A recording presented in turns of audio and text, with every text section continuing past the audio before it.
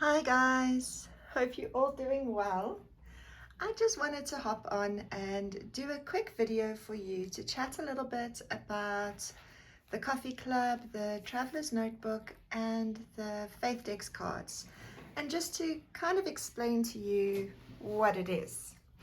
So firstly, with the Faithdex cards, in my last video you saw me making one, and the way I use these cards is it's like my takeaway.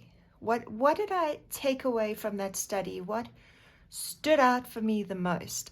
And that's what goes on my Faithdex cards. So, every time I do a study, there's usually something that really resonates with me.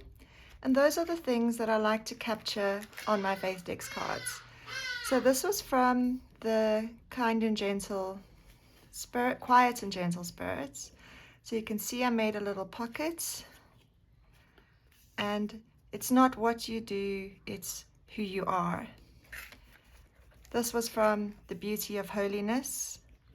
I wrote here, holiness is the beauty of God himself. He is glorious in it, and it is the beauty of saints. It's what makes them Christ-like. So what I do is I use sort of all the little leftover bits. So this is a great way to use up if you've got little bits of printables, and if you're a hoarder, like me, and you keep all the little bits, this is a great way to use up all those little bits. Promises, I am who he says I am. And I've written there whisper, to remind myself to listen. Right, so this was from our letters. The test of your faith is not in the amazing moments, but in the mundane ones. And I wrote here, my story is not finished. So again, this is just reminders to myself. Here I actually took those cards from the printable promises and actually put them, and you'll see I made a pocket. So I just glued two Faithdex cards together and left them open to make a pocket. And then I've got them on a ring and I've written them out to remind myself. So these are reminders. So I keep this little box of Faithdex cards nearby, and they're there for me to flip through at any time. And I also encourage my children to flip through them. It's sort of my hope as a mother that because children like to touch and feel. They like the texture and the colors. So I kind of leave it there and encourage them to look through it, because it's just another way for them to learn as well. So those are the Faithdex cards, and there was a tutorial as well on making this little box. You can buy, if you're in South Africa, I know LaRochelle Crafts has the most beautiful Faithdex boxes that you can buy, the kits with the box and blank cards. I'll put a link for that in the video. But generally you can buy them, but you can also make them. So I'm always big on using what you have, not necessarily going out to buy stuff. Then we have our traveler's notebooks, and this is what I've been using to put my little devotionals and studies inside.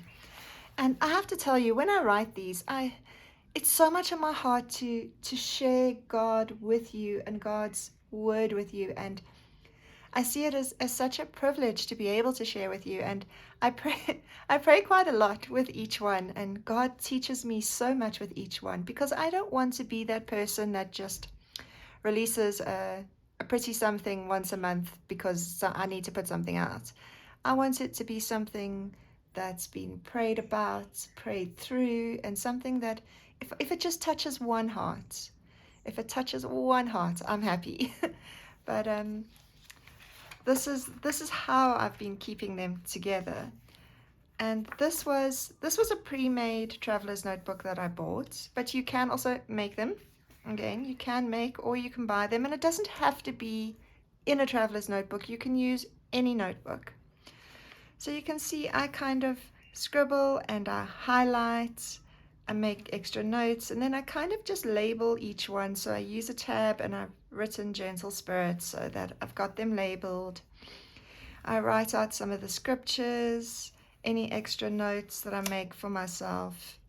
So these are just, again, another way to go back and sort of review what you've learned.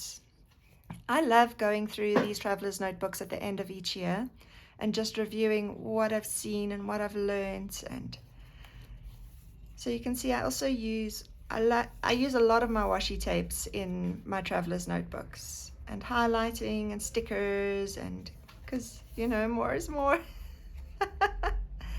So this is how I've put mine together, just to give you some inspiration on what you can do with yours.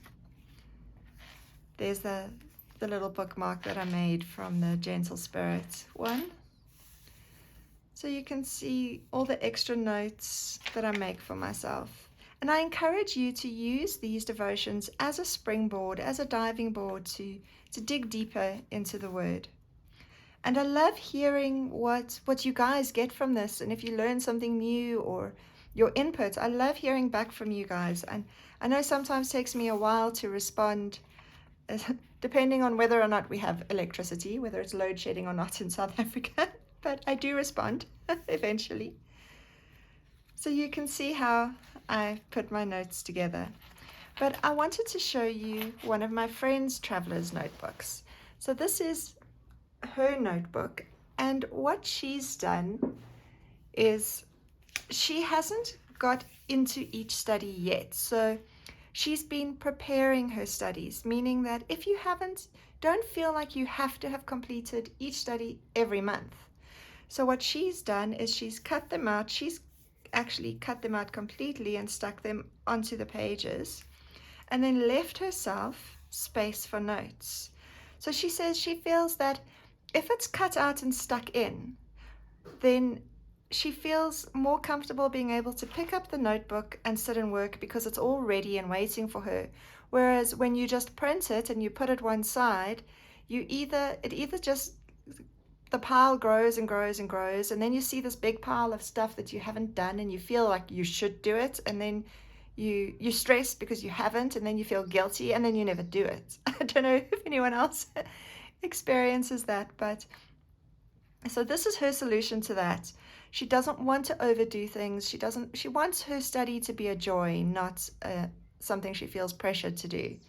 So she prints it out straight away, cuts it, sticks it in. Then she knows it's there, and when she has that time and those moments, she sits and she'll work through them. So she's basically just got them all ready so that she doesn't feel, she's just tucked that in there, so she's got the scriptures. And you can see she prints on a smaller page. And look how nice she's put them all together. So it's all, she's left herself space to highlight and add notes.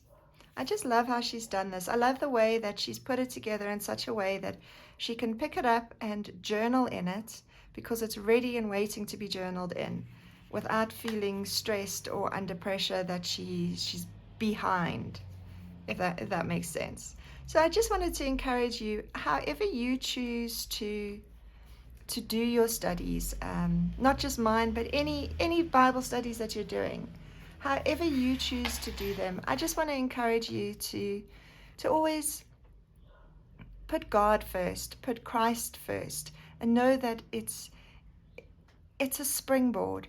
Take everything you read, even if I've written it, take it and go and compare it with the Word, pray about it, ask God to reveal to you, and dig into it from there. And don't make yourself feel like you have to do every study there is out there. I know we want to, but you don't have to. So find what works for you. So I'm hoping that was encouraging for you, and I'm hoping you all have a fantastic Christmas, and I will see you again in the new year. Bye.